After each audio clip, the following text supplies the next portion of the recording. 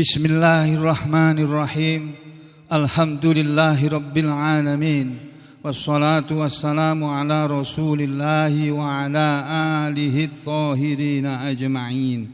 Amma ba'du ayyuhan nas ittaqullaha mastata'tum wasma'u wa athi'u la'allakum turhamun. Bapak-bapak, ibu-ibu dan saudara sekalian, terakhir kemarin kita bahas ayat yang ke-15 dari surah Al-Qiyamah, di mana Allah Subhanahu wa taala berfirman, A'udzu billahi minasyaitonir rajim, walau alqa ma'adzirah. Walaupun alqa, dia si manusia, si al-insan itu tadi memberikan, ya, alqa asalnya artinya melemparkan, maksudnya memberikan, ma'adzirahu, alasan-alasannya.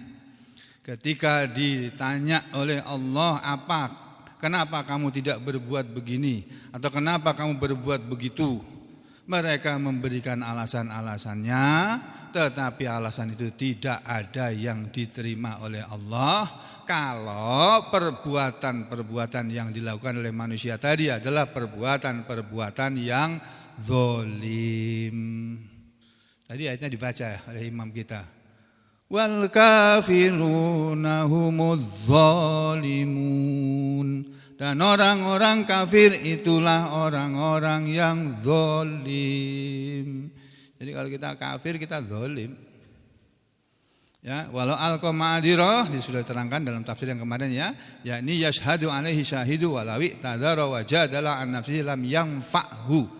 Yakni walaupun manusia bersaksi terhadap dirinya, walaupun bersaksi kepada diri manusia itu seorang saksi, walawi tadara, dan walaupun dia memberikan alasan, wajadala, dan dia membantah, an nafsihi, terhadap dirinya sendiri, dia sudah berbuat tapi dia membantah, dia bilang saya tidak berbuat begitu.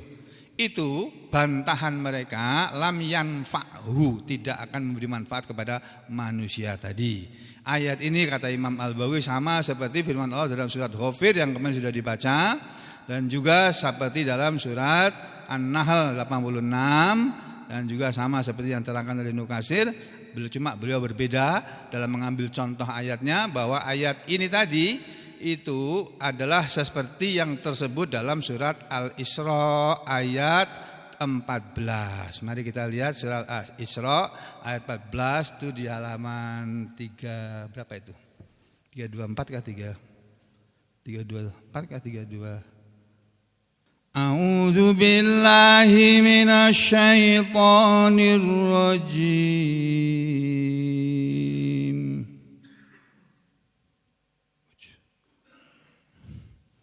Wa kulla insanin alzamnahu ta'irahu fi 'unuqihi wa nukhriju lahu yawmal qiyamati kitaban yalqahu mansura. Wa nukhriju lahu yawmal qiyamati kitaban yalqahu manshura. Iqra kitabak kafa binafsikal yawma 'alaika hasiba. Man ihtada fa innama yahtadi li nafsihi wa man dhalla fa innama yadhillu 'alaiha wa la taziru waziratun wizra ukhra wa ma kunna mu'adzibina hatta nab'atsa rasula. Allah berfirman, wa kulla insanin, dan tiap-tiap manusia, ya, dan setiap manusia, alzamnahu, kami lazimkan kepadanya, maksudnya kami gantungkan, kami letakkan di lehernya, ya, kami gantungkan ta'irahu, kalungnya, fi unuki pada lehernya, pada tengkuknya. Wa nukhriju lahu dan kami akan keluarkan untuknya yaumal kiamati pada hari kiamat itu kitaban sebuah kitab, sebuah catatan yalqahu yang dia akan menemuinya mansyura dalam keadaan terbuka. Begitu kata surat ini ya. Ini apa ini? Sahih Bukhari.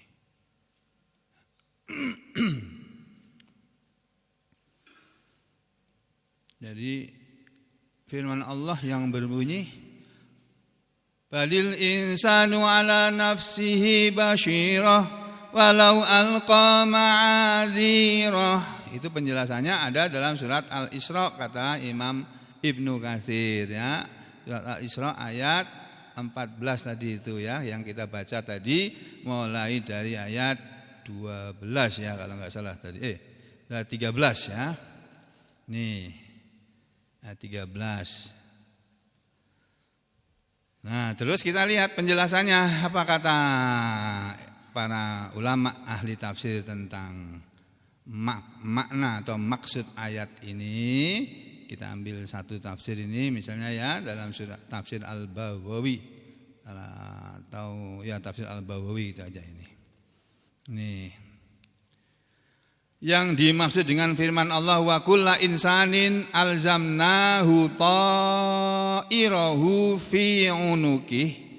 Dan tiap-tiap manusia akan kami kalungkan kepadanya kalungnya di lehernya. Maksudnya kalau Ibnu Abbas bukan dikasih kalung seperti kalau ada tamu datang ke Kotim, ini tamu dari luar kota dari Jakarta dikalungi oleh orang atas perintah Pak Bupati biasanya. Ayo tamu dikalungkan kalungnya.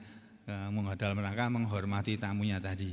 Bukan memberi kalung begitu itu maksudnya. Kata Ibnu Abbas, Allah akan tempelkan, letakkan amaluhu, amal perbuatannya, wa ma qaddara alaihi, dan apa yang telah ditakdirkan atas dia, fahuwa mulazimuhu, maka itulah yang dimaksud dengan kami menempelkannya atau kami melazimi kepadanya. Kami tempelkan aina makana, dimanapun dia berada.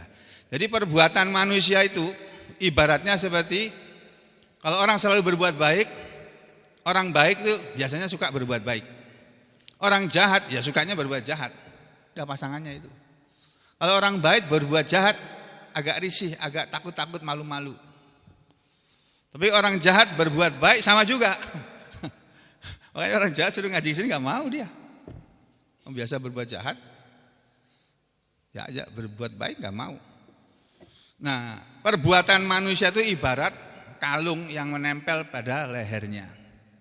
Amalan manusia yang telah ditakdirkan kepada dia oleh Allah itu ibarat kalung yang menempel di lehernya. Itu makna dari wa kullu insanin alzamnahu ta'irahu fi unuki. Itu menurut tafsir Ibnu Abbas.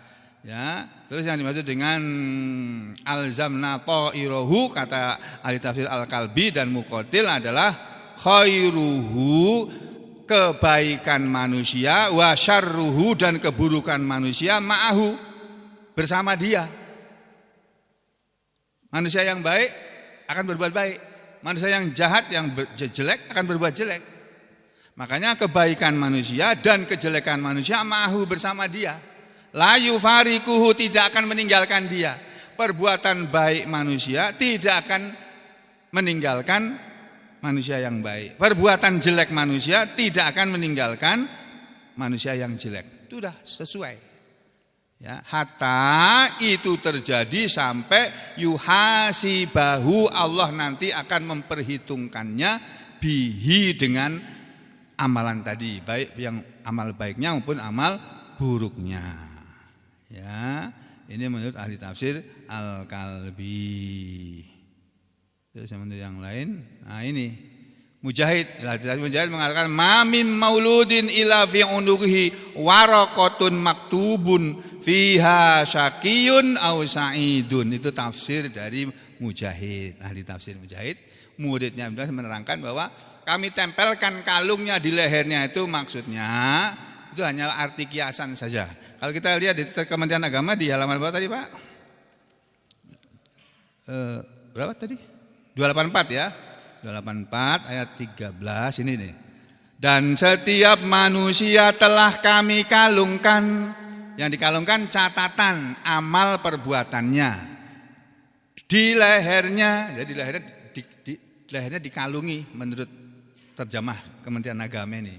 Nanti akan dikalungi di lehernya amal perbuatannya. Ya, dan pada hari kiamat kami keluarkan baginya sebuah kitab dalam keadaan terbuka. Itu tadi ya. Wa kullu insanin alzamnahu ta'irahu fi unuqihi wa nukhriju lahu yaumal qiyamati kitaban yalqahu mansyura. Nah, ini yang dimaksud itu di ayat yang ke-14 ke-13 tadi. Terus Allah bilang, Iqra kitabak, bacalah kitabmu, kafa binafsika, cukuplah dengan dirimu, cukuplah dirimu sendiri, kata terjemah Kementerian Agama ini. Al-yauma, pada hari ini, alaika, atas dirimu, hasiba, menghitung, cukuplah kamu yang bisa menghitung dirimu sendiri. Ini amal baikmu, ini amal burukmu. Kita akan melihat rapot kita. Nanti antara pahala dan dosa yang kita lakukan itu kelihatan di situ. Banyak mana, lembaran demi lembaran. Mungkin sudah dikalkulasi mungkin kira-kira. Nah, kita nggak tahu. Tapi yang jelas Allah bilang cukup dirimu sendiri yang akan menghitung. Banyak mana dosamu dengan pahalamu. Itu. Nah, terus yang berdosa nanti akan membela diri nanti. Ini kan terjadi dialog atau persidangan di mana hakimnya adalah Allah dan terdakwanya adalah setiap manusia. Itu ya.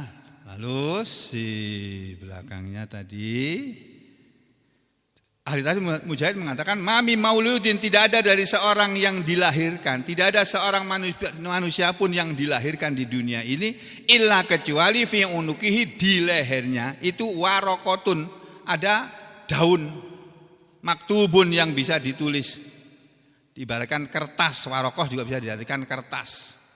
Coba kita lihat terjemah kamus ini. Sehelai kertas, al-waraqah itu bisa diartikan kertas, tapi bisa juga diartikan daun. Ya. Jadi manusia yang dilahirkan sudah ada catatannya. Waraqah, kertas itu tadi, maktubun, sudah tertulis, fiha, di dalamnya, dalam kertasnya.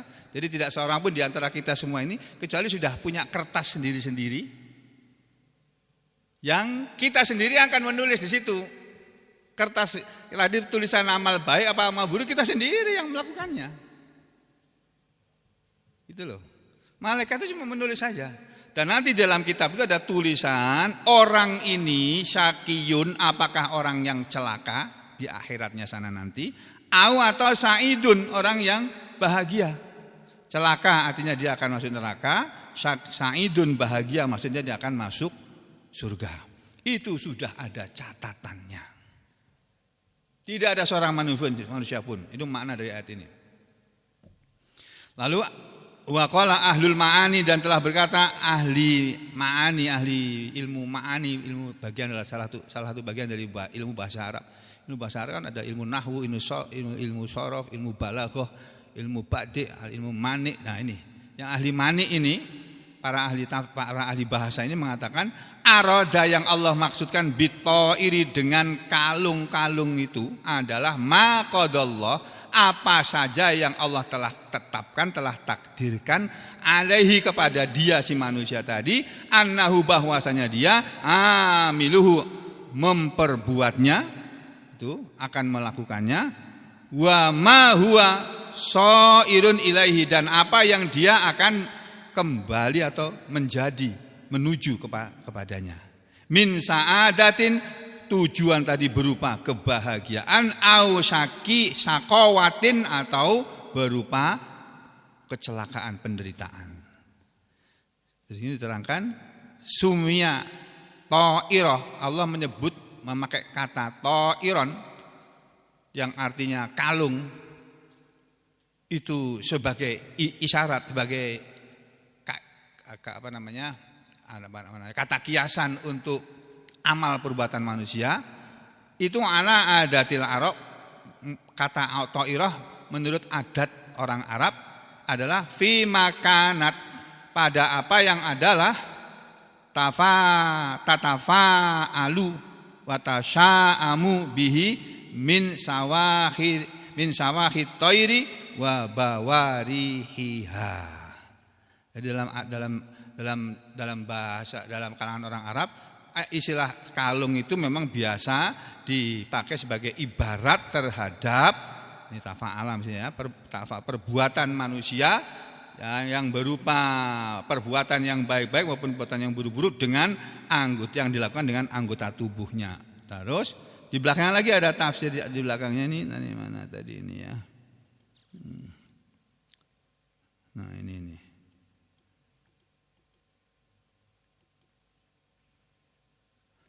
Kalau ahli tafsir Abu Ubaidah wal Kutaibi, beliau mengatakan bahwa yang dimaksud dengan ta'irah bukan kalung dalam pengertian seperti tadi yang sudah disampaikan tadi, tapi ta'ir di sini maksudnya hadzahu, bagiannya manusia, minal khairi wasyarri, berupa kebaikan dan keburukan, min qaulihim, dari perkataan mereka.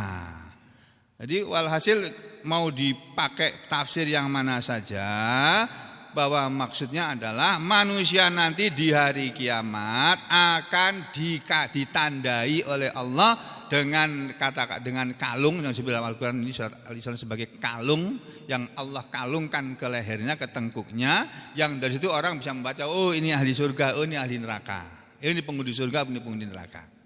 Lalu ditambah lagi pernyataan di belakangnya oleh Allah, wa nukhriju lahu, dan kami akan keluarkan untuk dia. Yaqulullahu ta'ala, Allah ta'ala berfirman, wa nahnu nukhriju, dan kami Allah akan mengeluarkan yaumal qiyamati kitabah, di hari kiamat itu sebuah kitab, sebuah buku. Ya, yang dimaksud dengan buku ya itu tadi, wa yakhruju lahu ta'iru, kami akan keluarkan untuk dia sebuah kalung. Yaumal qiyamati, di hari kiamat, yang kalung tadi kitaban adalah buku catatan amal perbuatannya. Ya. Terus yang yalqahu, dia akan menemuinya, akan menemui kalungnya itu tadi, kitabnya itu tadi, ya. Ini yalqahu ai maksudnya yarahu, tafsirnya begitu. Ini panjang, ini cuma perbahasan masalah bahasa. Tapi yang dimaksud ai adalah yu'tahu, akan didatangkan kepada manusia, atau yarahu, akan melihat kalung itu tadi, buku catatan amal tadi, akan Allah keluarkan kepada manusia, mansyura, dalam keadaan terhampar, terbuka gini. Kenapa?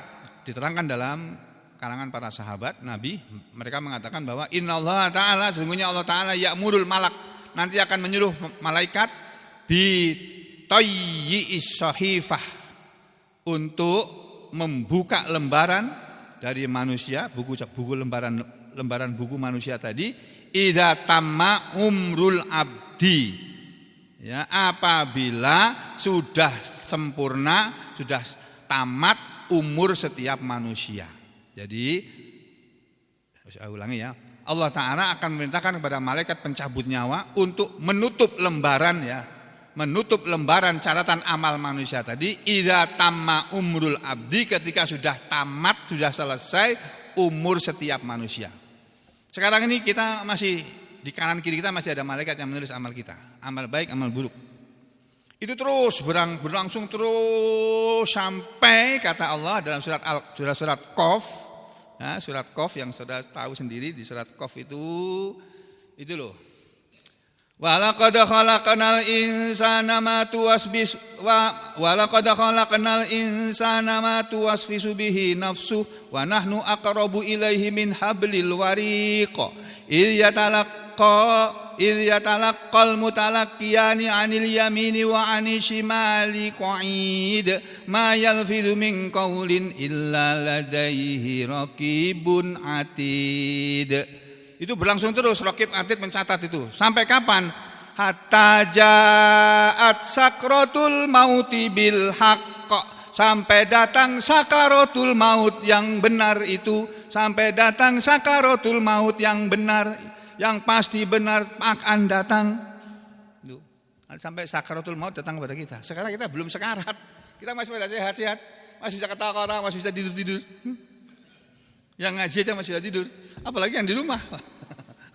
Masya Allah, Masya Allah.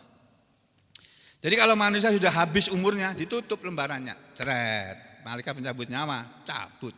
Tugasnya mencabut nyawanya, lembarannya ditutup. Falatun syaru, maka tidak akan dibuka lembaran catatan amal manusia tadi. Ila yaumil kiamah, sampai di hari kiamat baru dibuka. Kemudian Allah berkata kepada manusia nanti di hari kiamat di akhirat sana, Iqra kitabak, bacalah kitabmu. Ya ini maksudnya, yuqalu lahu, akan dikatakan kepada manusia, Iqra kitabaka, bacalah kitabmu, bukumu sendiri. Kafa binafsika liyauma 'alaika hasiba, cukuplah dengan dirimu pada hari ini terhadap dirimu sendiri sebagai penghitung. Hasiba maknanya muhasiban. Ya, ini sama-sama dalam bentuk masdar. Masdar bukan? Hasaba, yuhasibu, hasiban, ya. Ya, ini maknanya menghitung. Terus kalau Hasan al-Basri mengatakan laqad adala 'alaika man ja'alaka hasiban nafsika. Sungguh-sungguh ya telah adil terhadap dirimu orang, ya, siapa yang menjadikan kamu sebagai penghitung atas dirimu sendiri. Kalau ahli tafsir Qatadah mengatakan sayaqra'u yauma idzin, akan membaca pada hari itu, pada hari kiamat itu, siapa? Man lam yakun qari'an fid dunya, siapa yang belum ada membaca di dunia. Jadi di dunia ini kita semua belum pernah tahu, isi catatan kita belum tahu. Nanti di hari kiamat baru orang akan tahu. Kita akan tahu catatan amal kita. Kalau kita hitung itu sendiri, ya masih bisa salah-salah. Saya dari umur 15 tahun itu sampai umur 63 ini berapa kali berbuat dosa? Ada yang ingat? Ada yang ingat? Atau berbuat baik berapa kali, berapa banyak? Gak bisa kita ngitung. Tapi nanti ada catatannya. Makanya di belakangnya Allah berfirman, man ihtada fa innama yahtadi li nafsih. Man barang siapa ihtada mengambil petunjuk, fa innama maka sesungguhnya tiada lain yahtadi li nafsih, dia mengambil petunjuk itu untuk dirinya sendiri. Maksudnya kalau orang menempuh jalan yang mengikuti petunjuk Allah, hasilnya dia sendiri yang akan mendapatkannya. Maksudnya laha sawabuhu, orang yang mengikuti petunjuk sungguhnya dia menunjuki untuk dirinya sendiri, maksudnya laha sawabuhu, untuk dia balasan amal perbuatannya yang sesuai dengan petunjuk Allah. Sebaliknya, wa man dhalla fa innama yadhillu 'alaiha, dan siapa yang menyesatkan dirinya sendiri, fa innama maka sesungguhnya tiada lain yadhillu 'alaiha, dia menyesatkan, dia sedang atau akan menyesatkan 'alaiha atas dirinya. Maksudnya li'anna 'alaiha iqabahu, karena bahwa atas dialah atau untuk dialah iqabahu, balasannya atau siksaannya. Jadi masing-masing orang akan menerima balasan terhadap perbuatannya sendiri. Itu makanya di belakang ada kalimat wala taziru waziratun wizra ukhra, dan tidak akan memikul seorang pemikul wizra ukhra, pikulan orang lain.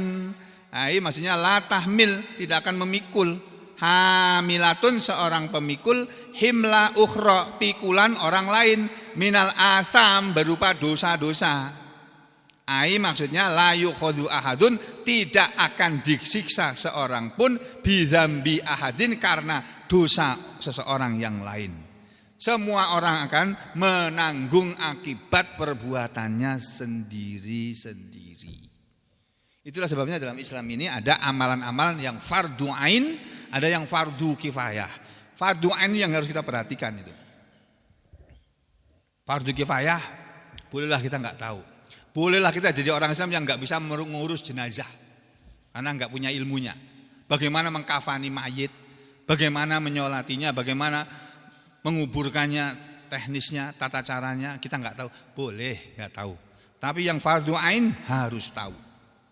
Salat fardu ain, puasa fardu ain, haji umrah fardu ain bagi yang mampu, zakat fardu ain bagi yang mampu juga. Ya, dan seterusnya ya. Nah, setelah itu sekarang kita kembali ke tafsir ayat tadi ya. Jadi kata Ibnu Katsir, ayat ini semakna walau alqa ma'adzirah, walaupun manusia memberikan alasan-alasannya untuk menghindari hukuman dari Allah, itu kan supaya tidak dimasukkan ke neraka, dia berhelah. Helah-helah kita tidak akan diterima nanti di sana. Allah bilang, baca sendiri kitabmu itu loh. Kamu hitung sendiri itu, berapa kali kamu berbuat dosa, berapa banyak kamu berbuat dosa, berapa banyak kamu berbuat baik. Cukup kamu sendiri yang bisa menghitung. Itu sebelum diperinci satu persatu. Kesimpulan sudah ada di situ. Nah, kemudian diadili. Ayo malaikat buka lembaran pertama. Ada merahnya enggak di situ, ada dosa apa enggak? Kalau ada, tanyain kenapa kamu berbuat begitu. Atau lembaran yang tulisannya biru.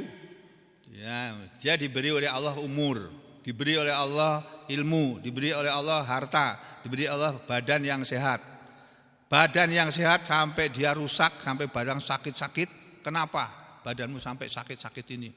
Kenapa badan yang aku beri kamu dalam keadaan sehat kamu rusak? Ya, untuk apa kamu rusakkan badanmu? Kalau badan kita rusak karena dibacok oleh orang kafir, karena kita membela Islam, kemudian dibacok luka, dijahit, patah tulang, dipukuli sama musuh-musuh Islam misalnya, patah, dioperasi misalnya, nggak apa-apa itu. Itu ada pahalanya di situ. Tapi kalau patah tulangnya karena berkelahi sama orang, karena bikin kerusuhan, karena bikin gara-gara, karena bikin kekacauan, tawuran situ nggak jelas yang ditawurkan apanya, untuk perjuangan apa dia tawuran itu tadi, itu nanti manusia akan memetik hasilnya sendiri. Makanya sudah sekalian, kita hati-hati jangan sampai melakukan suatu perbuatan yang akan memberatkan diri kita sendiri di akhirat nanti. Nah ini tadi sama keterangannya ya nih. Jadi balil insanu ala nafsi basyirah, kata Ibnu Katsir, maksudnya Allah berfirman sam'uhu, yang menjadi basyirah adalah sam'uhu pendengaran manusia, wa basaruhu dan penglihatan manusia, wa yadahu dan kedua tangannya, wa rijlahu dan kedua kakinya, wa jawarihuhu dan anggota tubuhnya akan menjadi saksi, syahidun ala nafsihi, akan menjadi saksi terhadap diri manusia itu sendiri. Nah, setelah Allah berfirman tentang hari kiamat, sampai di sini Allah berhenti berbicara tentang hari kiamat. Nah, ini adalah ada Ibnu Katsir masih membawakan yang lain lagi, tapi kita lewati aja sudah. Langsung turun ayat berikutnya berbunyi begini. Ini 4 ayat berikutnya ini Allah berbicara masalah yang lain, yaitu ayatnya berbunyi begini. La tuharrik bihi lisanaka lita'jala bih, inna alaina jam'ahu wa qur'anah, fa idza qara'nahu fattabi' qur'anah, thumma inna alaina bayanah. Sampai sini berhenti. Ini ilustrasi, selingan. Setelah Allah bicara tentang hari kiamat yang mengerikan, menakutkan tadi, Allah bicara tentang masalah belajar Al-Quran. Karena apa yang akan dialami oleh manusia di akhirat nanti, itu yang menjadi tolok ukur pembalasannya adalah Al-Quran. Kalau perbuatan manusia tadi melanggar Al-Quran, akan dihukum oleh Allah di akhirat sana. Kalau melanggar undang-undang dasar nggak apa-apa. Nggak apa-apa. Kalau di Indonesia ini ya akan jadi masalah. Kalau presiden bisa dilengsarkan, dimakzulkan. Tapi sekarang presiden banyak melakukan pelanggaran undang-undang 45, selamat aja tuh, aman-aman saja itu. Ya itulah dunia. Nah, ini bukan hari pembalasan. Jadi orang melanggar undang-undang di hadapan Allah enggak dosa. Undang-undang dasar sekalipun. Apalagi cuma undang-undang yang lainnya di bawahnya undang-undang dasar. Melanggar undang-undang 45 itu enggak ada dosanya di hadapan Allah. Nah, jangan salah paham, jangan ngantuk. Ini kalau ngantuk menerangkan keluar salah lagi, kacau nanti. Melanggar undang-undang dasar tidak berdosa, tapi akan jadi masalah kalau saudara lakukan di dunia, di negara Indonesia ini. Kalau di Amerika nggak laku undang-undang 45 ini, di RRT aja nggak laku, adalah berlakunya di Indonesia. Nah, undang-undangnya Allah yang namanya Al-Quran ini berlaku untuk semua manusia, seluruh manusia, nggak peduli suku bangsanya apa, warna kulitnya apa, bahasanya apa, akan dihukum berdasarkan undang-undangnya Allah, yaitu Al-Quran. Makanya orang kemudian diajak oleh Allah berbicara tentang Al-Quran. Allah berfirman kepada Nabi Muhammad SAW, La tuharrik, janganlah engkau menggerakkan wahai Muhammad bihi dengannya, dengan gerakanmu, lisanaka, lidahmu, janganlah engkau menggerakkan lidahmu dengan bacaan malaikat Jibril kepada Al-Quran itu. Pembacaan Al-Quran oleh malaikat Jibril itu jangan membuat engkau menggerakkan lidahmu lita'jalabih, supaya engkau segera dengannya.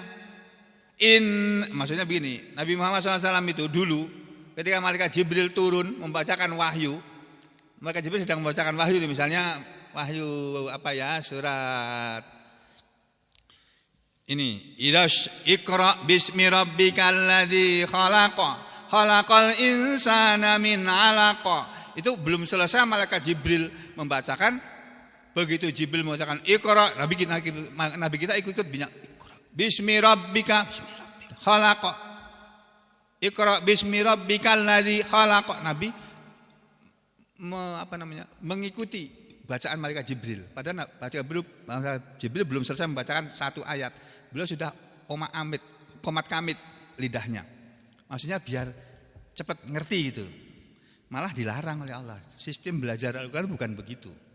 Dengarkan dulu gurunya membaca, kemudian kamu ikuti setelah gurunya menyuruh kamu membaca.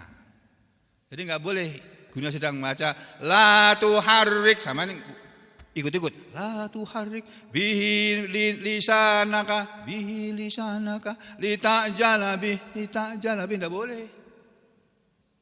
Dengarkan dulu. La tuharrik bihi lisanaka lita'jalabih. Itu dulu Nabi kita komat kamit begitu. Lalu turun ayat ini. Wahai Muhammad, janganlah engkau menggerakkan lidahmu untuk kamu segera bisa menerima atau menghafal wahyu itu. Kenapa?